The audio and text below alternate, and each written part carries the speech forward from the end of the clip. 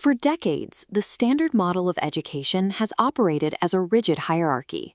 It mandates that learners build static, isolated pillars of compliance, structures that lack the flexibility to adapt to stress and collapse under their own weight. This institutional hierarchy fails because it assumes human skills operate independently. In reality, a learner's development is entirely interdependent. Isolating a single academic metric ignores the heavy external pressures acting upon the individual. The ReadBoot Educational Operating System provides a direct structural alternative. It is an architectural blueprint engineered specifically to replace this broken institutional model. The RBEOS flattens the traditional educational hierarchy. It strips away the vertical pillars and reconstructs the learner's environment as a dynamic lateral web. Operating on a lateral plane allows us to accurately diagnose the true root causes of a learning failure. We can map the interconnected errors across a learner's life, rather than continually treating isolated, visible symptoms. The active structural logic driving this journey relies on boot domains. These represent the why of the system, the active operational gear required to sustain a learner's specific path. This network is comprised of 6 interdependent domains: family, emotional, social, cultural, career, and fun. Notice the resource flows connecting these points. This system operates on strict structural equality. No single domain holds inherent priority or higher value than another. By establishing this lateral network, the RBEOS purposefully decouples the intent of an education from the mechanical process of executing it. True systemic balance and long-term sustainability are only achieved when all 6 dimensions are actively and simultaneously nurtured. While all nodes carry equal value, they rely on a strict architectural dependency starting at the foundation, which we call the South Core. Positioned at the base is the family domain. This node acts as the baseline provider of physical security, attachment, and personal stewardship. Beside it sits the emotional domain. This functions as the internal processing engine responsible for generating psychological resilience. The remaining 4 higher nodes, social, cultural, career, and fun, are structurally dependent. They cannot function effectively if the South Core beneath them is unstable. Sitting directly above the foundation, the social node acts as an intermediary bridge. It absorbs the internal state of the South Core and uses it to catalyze external success in the community and workplace. Operating alongside it is the fun node. This acts as an autonomous heat vent, regulating system pressure and safeguarding the learner's ability to explore their own interests without an institutional agenda. The architectural integrity of a learner's profile relies entirely on stabilizing foundational resource flows. Without South Core stability, attempting higher-order learning inevitably leads to collapse. In a lateral system, a deficit in one area rarely stays contained. It generates a deficiency echo, a failure originating in one domain that manifests as a visible symptom in a completely different one. This grid tracks exactly where those symptoms appear.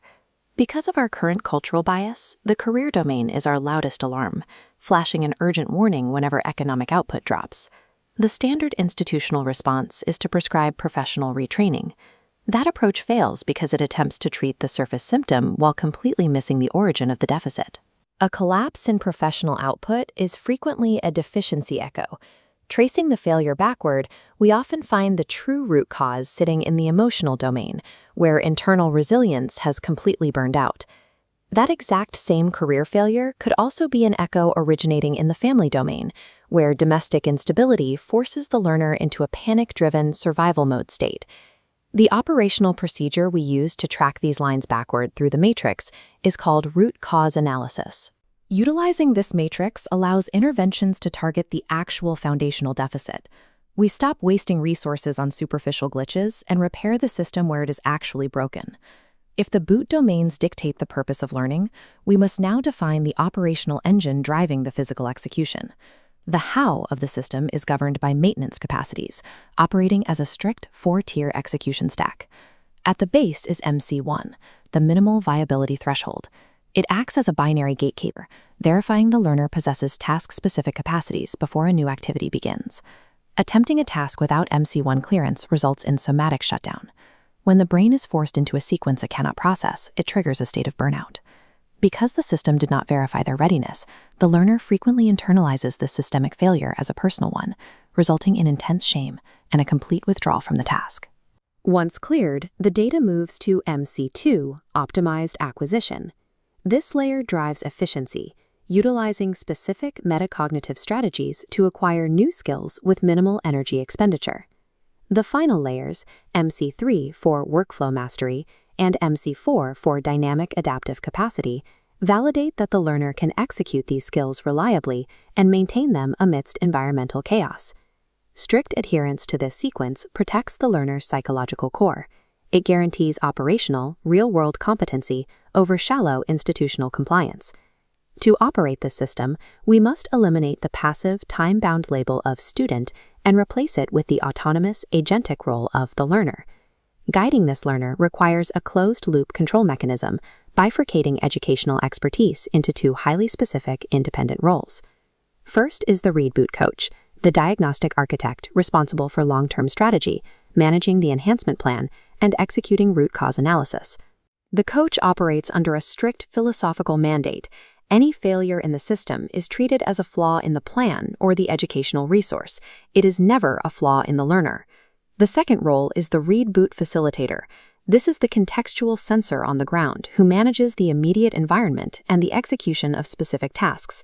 The facilitator gathers real-time performance data via the RBEOS context probe and transmits it directly back to the coach, allowing for continuous, dynamic adjustments to the plan. This bifurcated feedback loop removes the single point of failure found in legacy models. It ensures that the learner's journey is guided by continuous, verifiable data rather than isolated authority. Successfully executing the RBEOS requires structural alignment. We must bridge the lateral network of the boot domains with the vertical execution stack of the maintenance capacities. This is achieved through a mandatory language syntax. In order to achieve a specific purpose, I will execute a specific process. Governing this entire framework is the elimination mandate, an aggressive anti-waste filter engineered to protect the learner. The rule is absolute. Any learning activity failing to explicitly align with a boot domain must be actively pruned as systemic waste. This clears academic dead weight. It preserves the learner's finite resources of time, money, and cognitive energy for capabilities that actually matter. The ultimate systemic objective of this unified framework is anti-fragility. Legacy compliance systems are brittle. They map out rigid paths that shatter the moment they encounter unexpected real-world stress. The RBEOS equips the learner's vision to absorb environmental disorder, using that friction and uncertainty to actively gain strength, pivot, and evolve.